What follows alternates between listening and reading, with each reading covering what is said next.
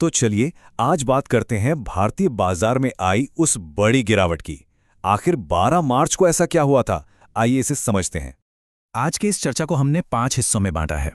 पहले देखेंगे कि बाजार में हुआ क्या, फिर समझेंगे कि इसके पीछे वजह क्या थी, और आखिर में ये भी देखेंगे कि आगे किन स्टॉक्स पर नजर रखी जा सकती है। तो चलिए शुरुआत करते हैं और सबसे पहले उन आंकड़ों को देखते हैं जो उस दिन की पूरी कहानी बयां करते हैं। देखिए, 12 मार्च का दिन बाजार के लिए अच्छा नहीं था। माहौल पूरी तरह से नेगेटिव था। दिन में थोड़ी बहुत रिकवरी की कोशिश तो हुई, लेकिन वो टिक नहीं पाई और आखिर में जो बड़े इंडेक्स थे वो शुरुआती नुकसान से उभर ही नहीं पाए। बीएसई सेंसेक्स को ही देख लीजिए, इसमें 1% से ज्यादा करीब 1.08% की भारी गिरावट आई। मतलब 829.2 पॉइंट नीचे गिरकर ये 76,034.42 पर बंद हुआ। और सेंसेक्स की तरह ही निफ्टी 50 का भी वही हाल था। वो भी लगभग 1% यानी 0.95% नीचे बंद हुआ। 227.70 अंकों की गिरावट के साथ ये 23,639.15 पर आ गया। तो इससे ये तो साफ हो गया कि बाजार में मंदी का माहौल हावी था। तो अब सवाल ये उठता है कि बाजार में इतनी बड़ी गिरावट आई क्यों? इसके पीछे की वजह क्या थी? चलिए समझते हैं, और इसका जवाब हमें सिर्फ देश के अंदर नहीं बल्कि बाहर भी ढूंढना होगा। 2 बड़ी वजहें थीं जिन्होंने निवेशकों के मन में डर पैदा कर दिया। पहली, पश्चिमी एशिया में तनाव का बढ़ना, और दूसरी, कच्चे तेल की कीमतों में आया तेज उछाल।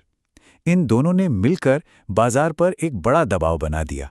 यहाँ एक बहुत ही जरूरी सवाल उठता है कि हजारों मील दूर हो रही घटनाओं का असर हमारे घरेलू बाजार पर सीधा सीधा कैसे पड़ जाता है। होता यह है कि इसका असर सप्लाई चेन और पूरी दुनिया की आर्थिक स्थिरता पर पड़ता है, और वही असर घूम फिरकर हमारे बाजार तक पहुंचता है। चलिए अब आगे बढ़ते हैं और ये देखते हैं कि इस गिरावट का अलग अलग सेक्टर्स पर क्या असर हुआ, क्योंकि जैसा कि अक्सर होता है, हर किसी के लिए दिन बुरा नहीं था। और ये स्लाइड बहुत ही दिलचस्प है, क्योंकि यहाँ साफ साफ दिख रहा है कि कौन से सेक्टर्स सबसे ज्यादा पिटे और कौन से इस गिरावट में भी टिके रहे।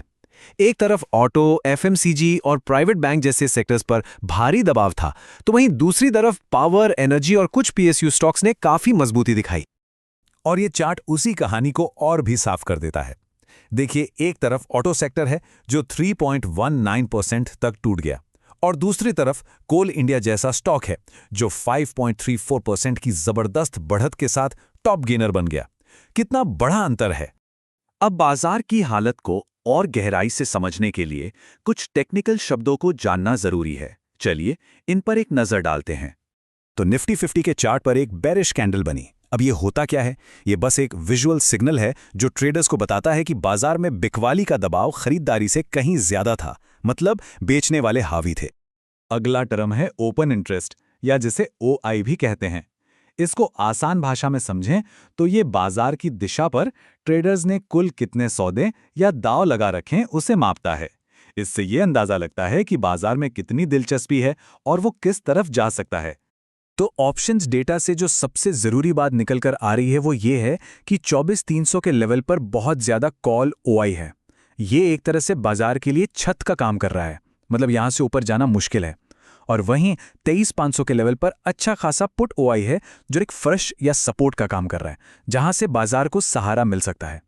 ठीक है, तो अब तक हमने जो भी आंकड़े और टेक्निकल पॉइंट्स समझे हैं, उनके आधार पर अब उन 5 स्टॉक्स पर नजर डालते हैं जो अगले ट्रेडिंग दिन के लिए काफी दिलचस्प लग रहे हैं। लिस्ट में सबसे पहला नाम है कोल इंडिया का। गिरते हुए बाजार में भी इसने कमाल का प्रदर्शन किया। ये ना सिर्फ निफ्टी का टॉप गेनर रहा, बल्कि इसने अपना 52 हफ्ते का नया हाई भी बनाया। दूसरा स्टॉक है NTPC। इसने भी काफी मजबूती दिखाई। असल में पावर सेक्टर में आजकल एक थीम चल रही है। गर्मियों में बिजली की मांग बढ़ने की उम्मीद है, और उसी का सीधा फायदा NTPC को मिल रहा है। अब बात करते हैं गिरने वालों की। Mahindra and Mahindra top losers में से एक था। इसकी बड़ी वजह ऑटो सेक्टर में आई भारी गिरावट है। निफ्टी ऑटो इंडेक्स सिर्फ 2 ही दिनों में 6% से ज्यादा टूट चुका है, तो जाहिर है M&M जैसी बड़ी कंपनी पर भी इसका असर पड़ना ही था। डॉक्टर रेड्डीज का केस काफी इंटरेस्टिंग है। इसके चार्ट पर एक पैटर्न बन रहा है जिसे प्राइस कंप्रेशन कहते हैं।